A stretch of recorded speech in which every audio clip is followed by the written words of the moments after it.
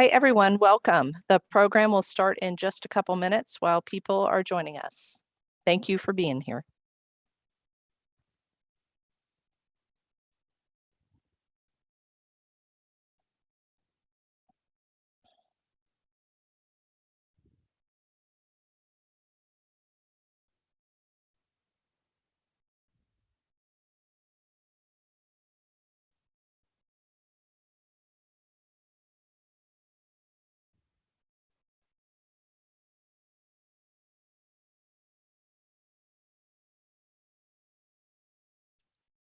Thank you for joining us. We'll get started in just another minute or two.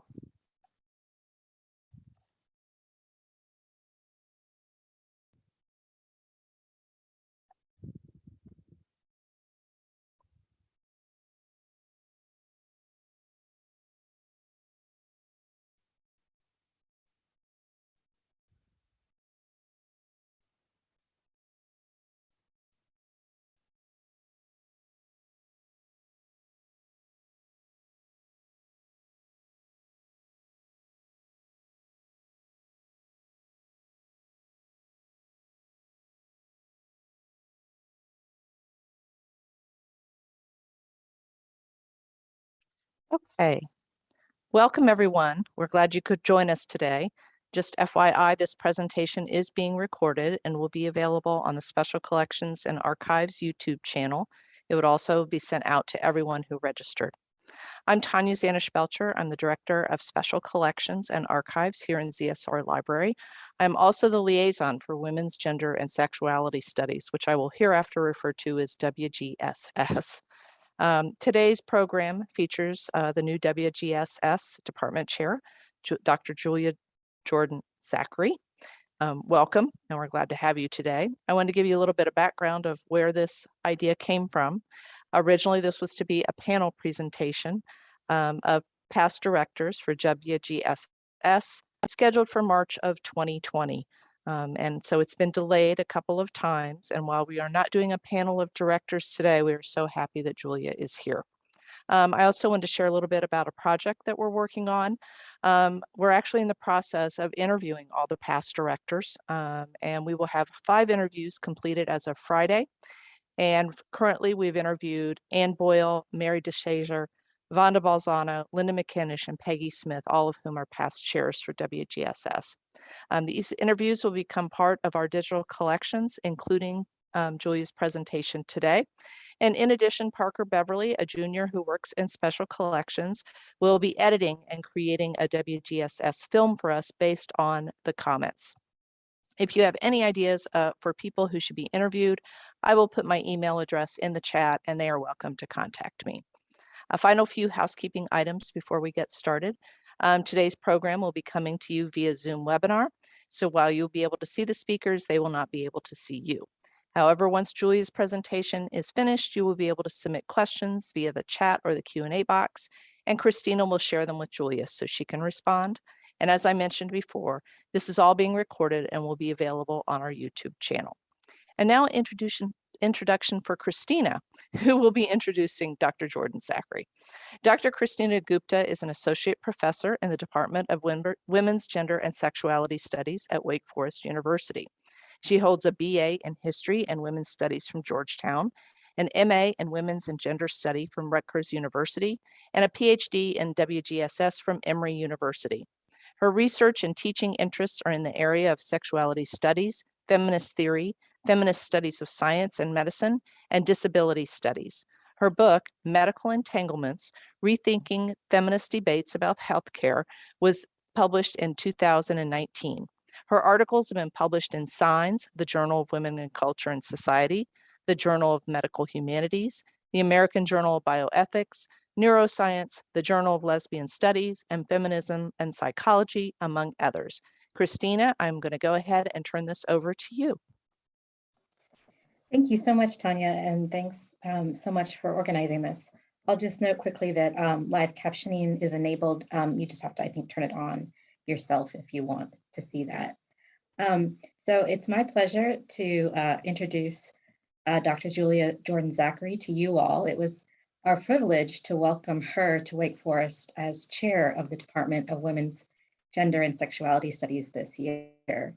And Dr. Jordan-Zachery brings a wealth of experience as a scholar, teacher, activist, and administrator. She is a leading voice on Black feminism and public policy. She has single-authored 2 books, Shadow Bodies, Black Women, Ideology and Representation, Rutgers 2017, and Black Women, Cultural Images and Social Policy, Routledge 2010, and has co-edited 4 collections, including Black Girl Magic Beyond the Hashtag, with more to come, including work on Black women and COVID-19. And like many Black feminists before her, she uses multiple mediums to share knowledge, including a documentary, which I think is the background for your screen, Julia, is that right? Yeah, a documentary film called Healing Roots, which is the tale of how Barbadian Black women use roots to not only heal, but to keep the culture. And also, I just learned a recently released book of poetry titled Eat the Meat and Spit Out the Bones. She is an engaging teacher, employing such practices as opening class with the question, how do you know what you know? And concluding by asking students to write out how they are going to use the knowledge gained in class. She is also an activist and advocate for other scholars, directing an organization called the Black Women and Girls Collaborative, which seeks to support scholars who engage in research on Black women and girls and develop practical ways to bring the knowledges of Black women and girls into the classroom and other critical spaces. And finally, well, at least for the purposes of this introduction, she brings to Wake Forest a wealth of administrative experience. She's currently serving as president of the Association for Ethnic Studies, and in the past, she served as chair of the Africana Studies Department at UNC Charlotte, and before that, director of the Black Studies program at Providence College. She brings Black feminist principles to her work as chair. So for example, this year she has encouraged us in the department to use Audre Lorde's discussion of the erotic and of joy to inform our administrative work. And she's encouraged us to incorporate our embodiment into our work by coloring and playing with Play-Doh during faculty meetings. I'm excited to continue working with Dr. Jordan-Zachery and to see the ways in which she transforms the department as chair. I'll now turn it over to Julia, and I will go ahead and turn off my video for now. Thank you. Thank you, Christina, for that interesting introduction. You had me smiling because I'm like, who is that person?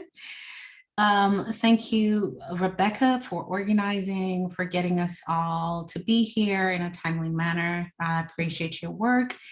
And finally, to Tanya, thank you for diligently organizing this series that brings to the center the role and the place of women, gender, and sexuality studies at Wake Forest to the center. We know that the pandemic had other plans because this was in the work for a while, but nevertheless, here we are now, and I am grateful for your perseverance in making this happen. As I'm apt to do before I start any talk, I ask you to indulge me with a moment of silence for those who are unable to be here today, for those who have transitioned and no longer walk this earth with us in the form that we're most familiar with, particularly honoring those we have lost as a result of COVID-19 and state-sanctioned violence, the many Black and brown bodies we have lost, the many queer bodies we've lost as a result of silence and violence. So please indulge me for a moment as we honor them.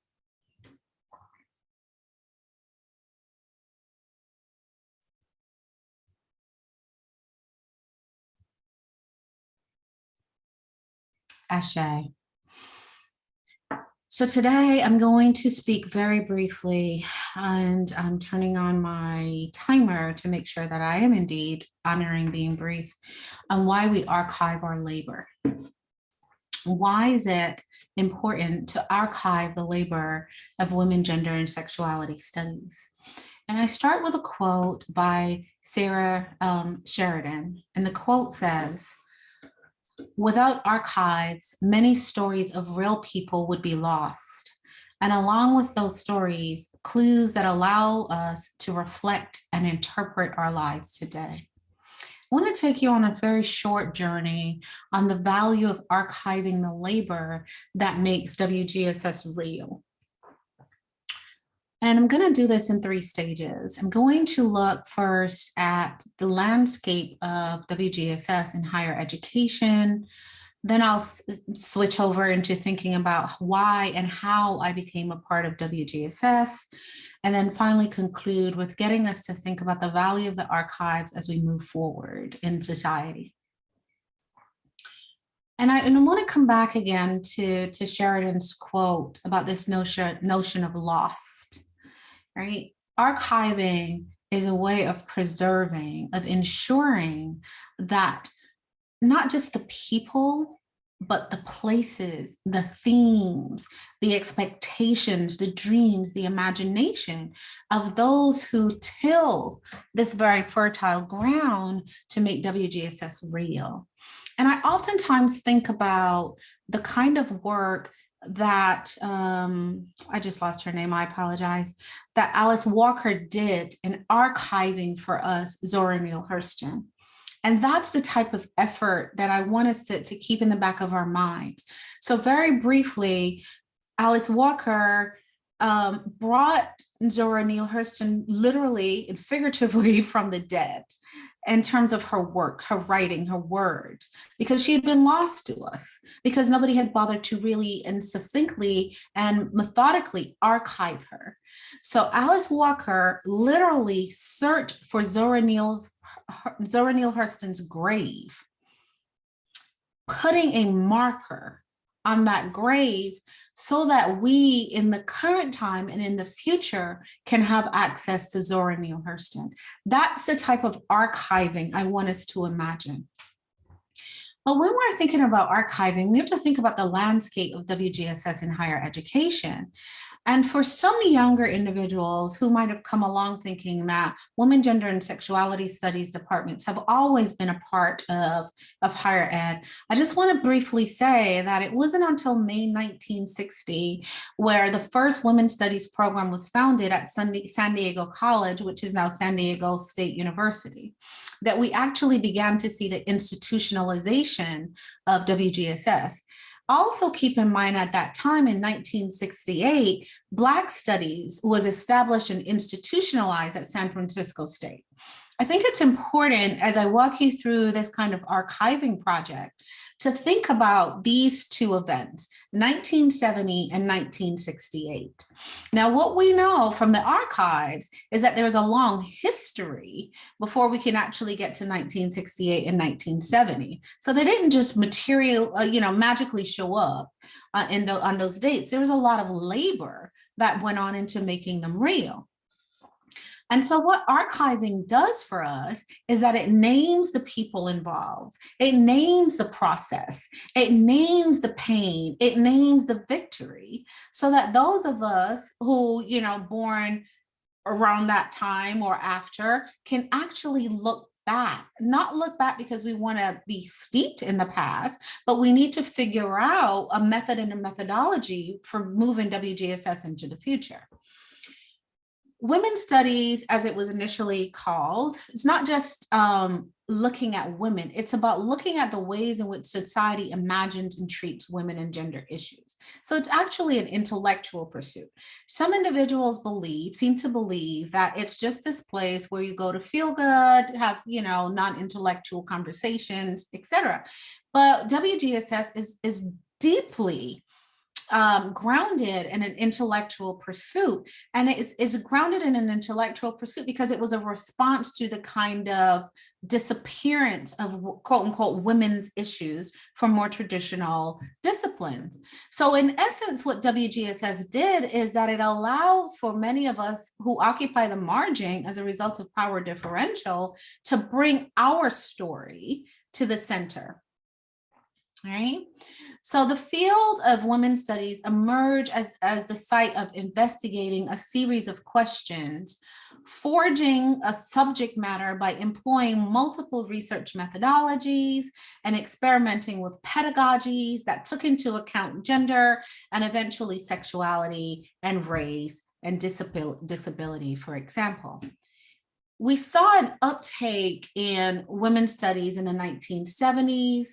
And so by the end of the decade, the leading national organization in the United States, the National Women's Studies Association, counted some 200 programs that were offering undergraduate minors and majors. So there was this rapid growth in the development. So this is where archiving our labor becomes really important, because if you simply look at these numbers, you're not going to know the kind of labor that went into that work. And I want to pause and talk about labor a little bit using, again, Zora Neale Hurston, Their Eyes Are Watching God, and the story of the primary character of that book, Janie. And Janie's grandmother, basically, and I'm paraphrasing, said that the Black woman is the mule of the earth, constantly working and tilling the earth for others to advance, right? And so what Janie's grandmother did is she put in the back of Janie's mind, for whom are you working? Who are you tilling this ground for? And we have to ask that question when we think about this, what feels like this very rapid growth in WGSS in the 1970s, where, you know, we're counting for about 200 programs. Who was doing this tilling? What were they tilling for? Right? Is it simply to have WGSS be institutionalized? I would argue no. It wasn't just about having WGSS institutionalized. When you look at the archival material, it was really about a space for challenging gender norms, gender expectations, gender power differentials, etc. And we see that with the type of courses that have been offered over time in WGSS's programs and departments. So as programs became departments and as departments grew, primarily in the 1980s and 1990s, we saw a proliferation of, of course offerings as the major change. So new courses that were brought to our imaginations focus on identities and differences among women. One of the early critiques when you read the archives of WGSS is that it was focused primarily on women, and women were treated as a monolithic group. But as Black feminists will tell you, we know that gender, the concept, the social construction of woman is not monolithic. Right. And one of the classic ways I try to show individuals how gender, how the concept, I keep saying gender, sorry, how the notion of woman is not monolithic is to look very critically at the pay gap, to look very critically at access to abortion. And let's bring it to COVID-19, to look very critically at the impact of COVID-19, where we know that Black women are experiencing the highest rates of death, only second to Black men, right? And so in the 1980s and the 1990s, as more people of color, as more people who who identify differently than mainstream the academy, primarily white and male, came into the academy, we saw a bit of a push to expand boundaries of women's studies, to look critically at the at identity and differences among women. We also saw that courses began to move outside of the US with a global kind of perspective. And we saw this increase in interdisciplinarity, linking to fields such as ethnic studies, Black studies, cultural studies, gay and lesbian studies, queer studies, for example. All of this emerged in the 1980s and 1990s.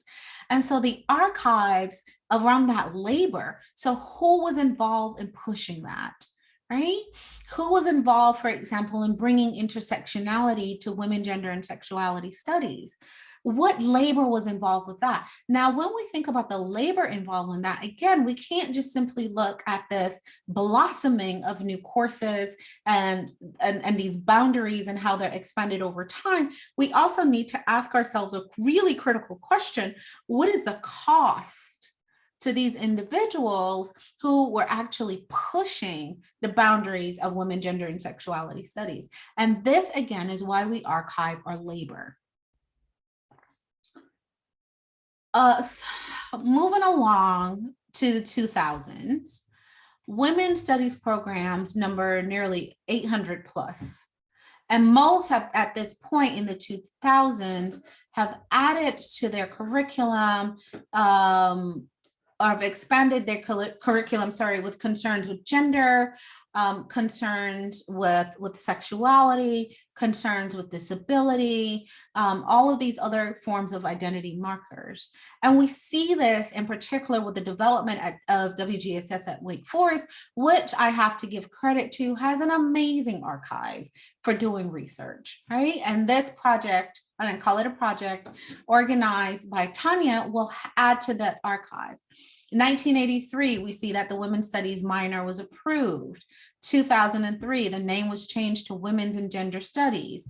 2011, Women's and Gender Studies major was approved. 2013, the name changed to Women, Gender, and Sexuality Studies. 2015, the program became a department.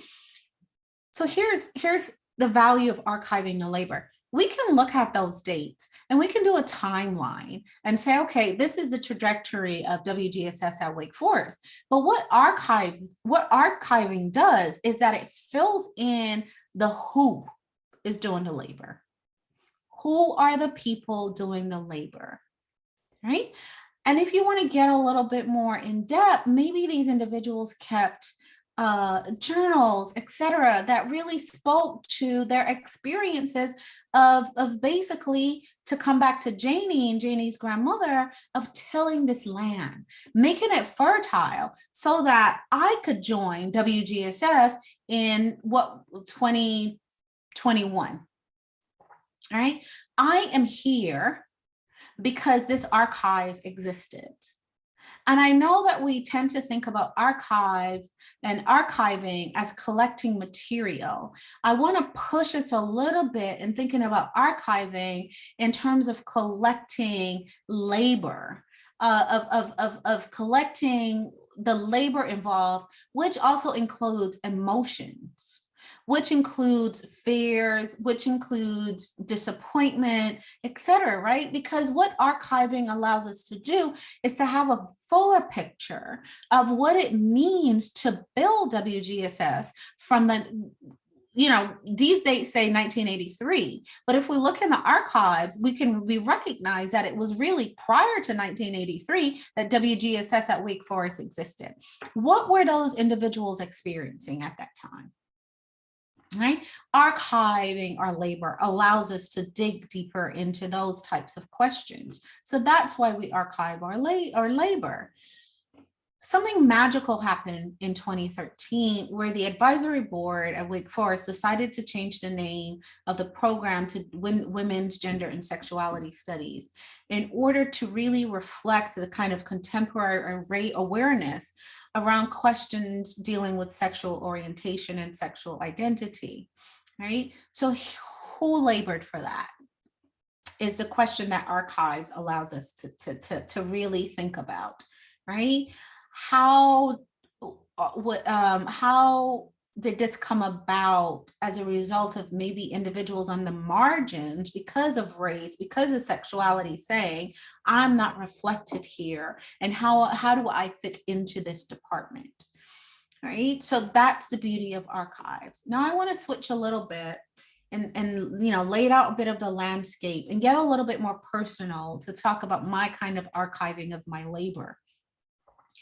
And so I pose these two questions. Where does an immigrant Black girl go to see herself reflected back, right? And what drew me to the field of women, gender, and sexuality studies? Saidiya Hartman says, care is the antidote to violence, right? I wanted to be an economist. Some of you might have heard me tell this story. I had this great desire to be an economist. So undergraduate, I have a degree in economics. I have a master's in economics, etc. But during that time, I experienced a lot of violence, not necessarily physical violence, but intellectual violence, where I was disappeared. So the first book I wrote was really a response to that type of violence that I experienced as the only Black girl more often than not in my class. Women, gender, and sexuality studies, alongside Black studies, those are the spaces I chose to occupy, even though my PhD is in political science. I intentionally chose to occupy those two spaces because it afforded me at some level an antidote to the violence that I was experiencing in the academy as an immigrant Black girl. And we can talk about why I say immigrant Black girl in the Q&A session. So it was my desire to find an antidote for the violence that I experienced that brought me to women, gender, and sexuality studies.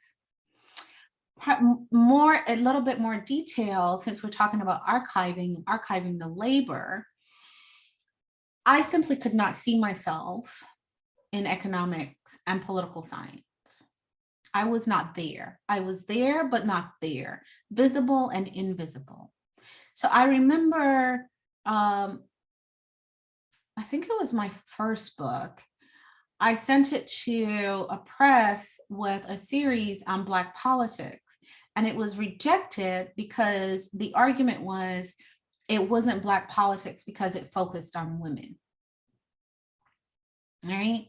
Even though it's on Black political women, it focused on women and therefore didn't meet Black politics. So here I am, this little Black girl in women, gender, and sexuality studies. Why? Because it gives me the place to question identity. It gives me the place to question identity as it relates to power. Right? It gives me the opportunity to not have to deny any of my identities in the work that I do. I am simultaneously Black and female. And so I cannot put one down in hopes that one of the other identities is a dominant identity, and therefore I have to privilege that. I have to recognize all of me. And again, to come back to Alice Walker, as she was archiving Zora Neale Hurston, she too recognized the value of truly archiving what it meant to be a Black woman writing in that period in which Zora Neale Hurston was writing. And she archived that because she was like, I am part of a lineage of women writing about Black women. Right? So she oftentimes says that she is, she in that piece where she talks about finding Zora Neale Hurston, she says she's her niece. And in other stories, she tells us that, Zora Neale Hurston is her foremother. And so I came to women, gender, and sexuality studies in part because there was a lineage that existed prior to me. The lineage that included people such as Beverly Guy Sheftall, who organized the first women's center at Spelman College, for example, Barbara Christian, Audre Lorde, right? And all of these individuals who diligently worked to excavate this land so that this little Black immigrant girl could land in this place and carry forward their work, right? So that's how I ended up here. And I want to use this quote. I think this is such a beautiful quote by Audre Lorde. Audre Lorde said, there are no new ideas, just new ways of giving those ideas we cherish breadth and power in our own living. And I think that that truly captures a lot of why I am in WGSS. I recognize that the work I'm doing isn't necessarily new, but it's built on this legacy. And I only know this legacy of this labor because of archives. Barbara Christian asked this really important question: to whom do you belong? She critiqued Black studies. She critiqued women's studies when she says, to whom do you belong? And she says, Black women in these spaces oftentimes have to act as the bridge, and our labor goes basically unrecognized. And our labor is only recognized when it's in the service of advancing others. And I think that that is also important for thinking about the archive of the labor of WGSS, to ask this question of, to whom do you belong? And this is important when we look towards the future. So we have this lovely archive existing. So the question that we now have to pose for ourselves as we move forward is, how are we building on that legacy? How are we using the existing knowledge of the individuals who did all of this labor for us to be here? How are we advancing that? So here's what we know. Women's Studies, WGSS, is really not designed only to inform, but to transform what we know and how we know, right? And that has to undergird everything we do as we continue to build this archive at WGSS at Wake Forest. We have to push the envelope around interdisciplinarity. We have to push the envelope around the relevance of our scholarship, of our activism, not just in the academy, but outside of the academy. So as we continue to archive the labor, what we need to think about is, how are we operating in relation to our larger community, right? And I want to say that we archive not to hold on to life, clinging to old hurts and to old wounds, but we archive to confront reality. And so as we're moving forward, it is important to use the archive to determine how we're confronting our current reality. And as we confront our current reality by digging into the archives, we're able to live more fully. And so archiving is not an anchor, but it's a raft, I would argue, that allows us to move in and out of spaces, that allows us to bend time, that allows us to push our understanding of knowledge and knowledge production. So this is why we archive the labor involved in making WGSS real. And I want to conclude with a quote by the late Bell Hooks. Now, Bell Hooks in this quote is talking about art, but I really want us to interchange art for WGSS. So I'm going to first read the quote as is, and then I'm going to read it interchanging art for WGSS. Bell Hooks says, the function of art is to do more than tell it like it is. It is to imagine what is possible. Using Bell Hooks, I would argue that the function of archiving the labor of WGSS is to do more than tell it like it is. It's to imagine what is possible. And if we ever needed to imagine a different possibility as we work our way through COVID, the time is now for WGSS to present its archives to the public, to the community, and say, here's a different way of knowing. Here's a different way of using our knowledge to ensure that we're living in a more just and equitable space. Thank you.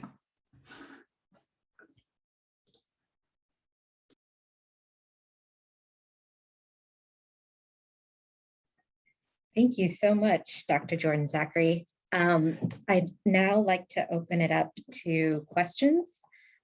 So please feel free to enter your questions into the Q&A function, and I will pose them to Dr. Jordan-Zachery. And while we are waiting for folks to type, I will just ask you one of my many, many, many questions. And of course, this is a very classic question for folks in WGSS, but you know, as the discipline becomes increasingly institutionalized, what strategies do you think we can use to retain that focus on transformation and activism and social justice and community engagement? Well, this is where, again, the archive becomes important, right? We don't necessarily, and this is why I use that quote by Audre Lorde, that we don't need to reinvent everything. There's a plan, there's a roadmap that we can go back to. And we can say to ourselves, are we being true to the individuals who really worked hard to first bring WGSS into the academy? Where can we learn from them? Where can we expand the work that they've been doing, right? To ensure that indeed we are being transformative. How are we centering human being, right? Not human beings, but human being. How are we centering that in the work that we do? All right, which I smile when you talk about us using Play-Doh and embodying, grown folk playing with Play-Doh, right? But don't tell me it wasn't fun, right? But how do we begin to put the humanity back in what we do? Because we have to remember that the academy is part of a neoliberal structure, right? And a capitalist structure, even though it pretends that it's not for profit. And what we know from a neoliberal structure is that there are penalties and rewards for doing things in a particular way, right? WGSS always has to question that. Why are we here? And so I always say at the forefront of everything we do has to be that question. Why are we here? Does it make sense? Does that answer your question? It does. Thank you. All right. Somebody has submitted a question. Where do you envision the future of WGSS? Will the archives of the future be organized according to a different principle? I don't know if that will be organized in a different principle. I think they might be organized differently because we're living so much of our world in virtual realities. And so there's a lot of stuff happening around WGSS that's not happening in the academy. And if we're moving forward and we're going to be relevant, we need to pay attention to that. And we need to begin to think about archiving the labor, not just what happened within our, I call it our little square, but outside of that square, bringing in the knowledge of individuals who might never enter our square, but whose knowledge is still just as valid. Right? I think that's how we truly keep WGSS relevant and ensuring that we're really archiving a reality of what it means to be involved and engaged in women, gender, and sexuality studies. All right, thank you. So another question is about invisible labor. So you talked a lot about the importance of archiving this labor. Which I think is so important and powerful. But I'm wondering how that works when so much of this labor is invisible. And so, I mean, just in terms of, we talk about all of the invisible labor that faculty of color, LGBTQ plus faculty do in mentoring students, for example. And so I'm wondering if you have any thoughts about how that invisible labor can be archived. Again, I come back to bell hooks. I don't know why bell hooks is ringing in my ear. When I first organized my thoughts for this talk, bell hooks was not ringing in my ear this way. So clearly bell hooks wants to be heard, right? And I'm going to honor bell hooks as best I do and apologize if I misunderstand bell hooks. But in talking back, Hooks's text talking back, and I lost the second part of the title of the book. Bell Hooks talks about the power of autobiography, of writing ourselves real, right? People of color and those of us on the margins have never been included in what I call Eurocentric archiving projects. We have been disappeared. So our places don't get named. The people in those places don't get named, right? So what we have to do, those of us on the margins of archival projects, we have to do what Bell Hooks says, and we have to name ourselves. We have to keep our records in a way that makes sense to us, not necessarily in a way that makes sense to Eurocentric ideology of archiving.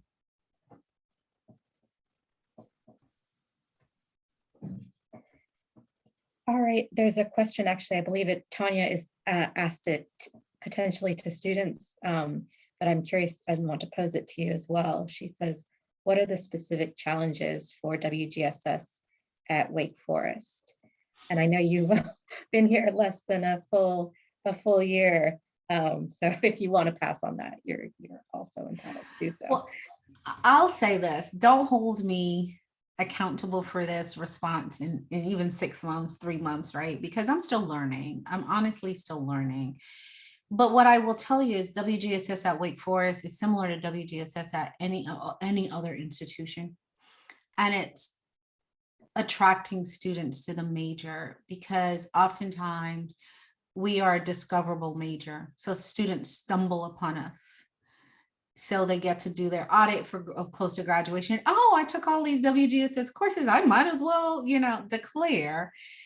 And so what we have to do is to engage in a type of messaging that tries to offer counter narratives to existing narratives of about what WGSS is. And the notion that somehow you're not going to get a job and you're going to be poor if you major in WGSS, right? I'm like, okay, let's look at some data. right. So we have to be, and I think that that's not something that's unique to WGSS at Wake Forest. I think that's something that is very common across departments and programs, which speaks to the kind of marginalization that was the catalyst for bringing women, gender, and sexuality studies to the academy.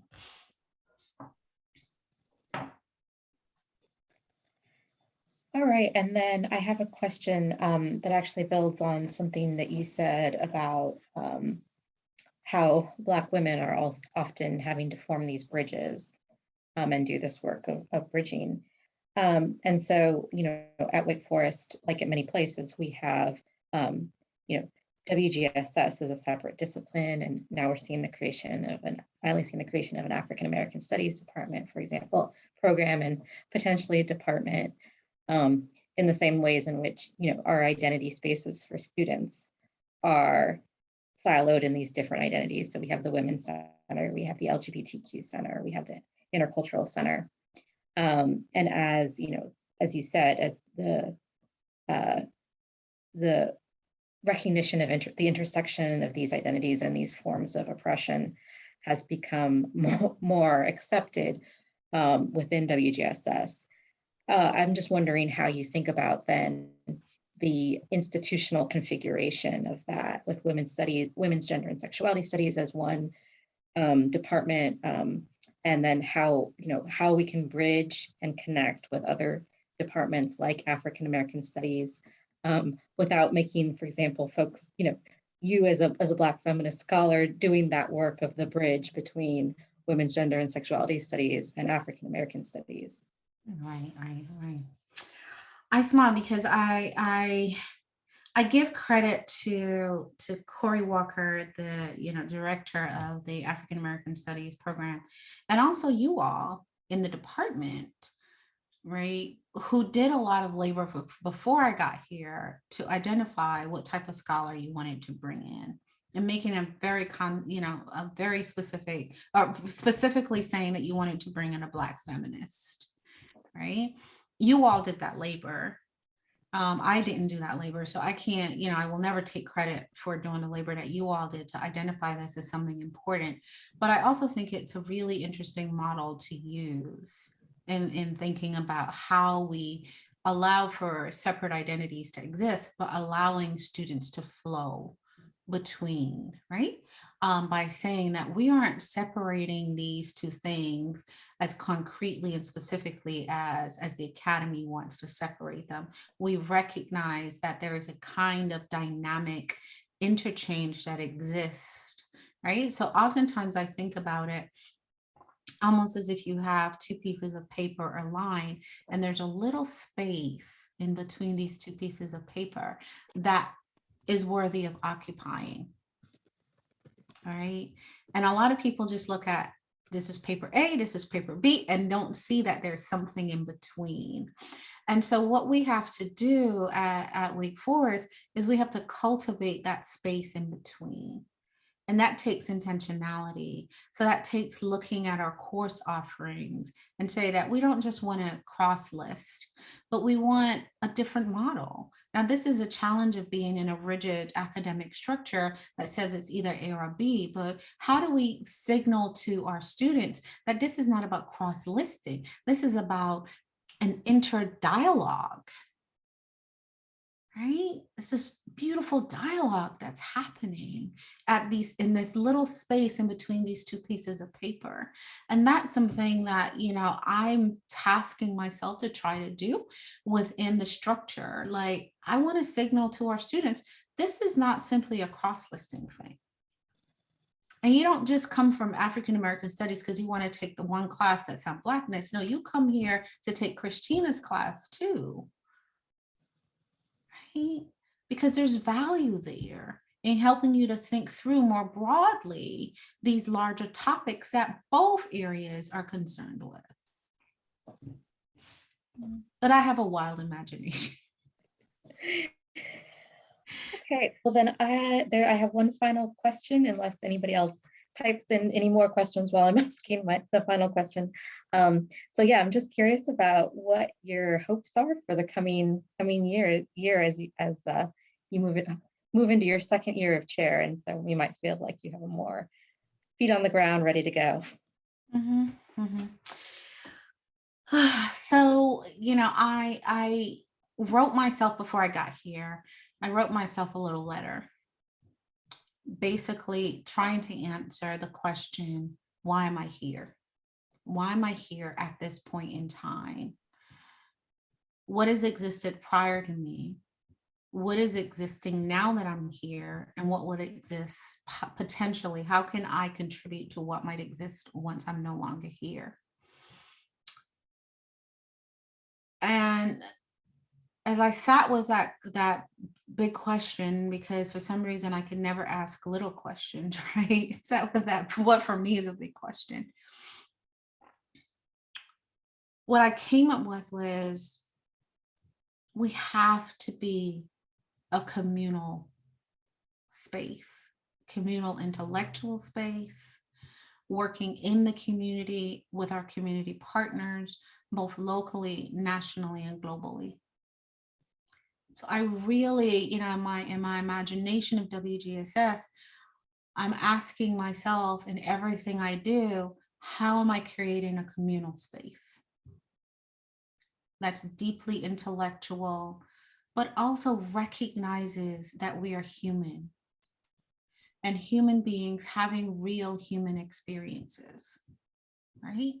So whatever work I do has to be flexible enough to allow the human to always be present and centered, right? Both in and outside of Wake Forest. And some days that's a daunting task. I'm like, Julia, stop, you cannot do that. But then again, I'm like, yes, I can. All right. It doesn't have to be this monumentous project. It could be something really small. It's just bringing people from the outside in and saying, let's sit down and have a very unstructured conversation about what it is that we want. Right? It's about finding that little bit of space in between these pieces of paper. Does that answer? It does. Thank you so much, Dr. Jordan-Zachery, for sharing your wisdom about archiving and the importance of archiving labor. And thank you to Tanya Zanish-Belcher and the other folks at the library for organizing this event and for doing the work of interviewing the directors of WGSS and contributing to that archive. And I very much look forward to seeing what the products of that project. So thank you everybody for attending, and thank you for your participation and questions. Thank you all. Thank you. And thank you on behalf of Bell Hooks, who Thank you all. decided she was going to be present today. Thank you so much.